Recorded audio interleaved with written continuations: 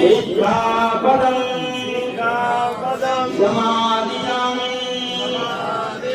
नमो तस्मात् भगवतो अरहतो सम्मा सम्बुद्धस्स। बुद्धं नमामि, धम्मं नमामि, संघं नमामि, भीमं नमामि, हरिदासं नमामि, माता-पिता नमामि। साधु साधु साधु।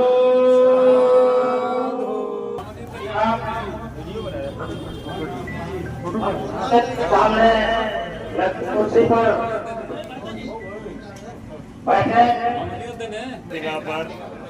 माननीय अतिथि हमको नोटिस किया जा रहा है। अर्पित कर रहे हैं माननीय सांसद कामेश प्रसाद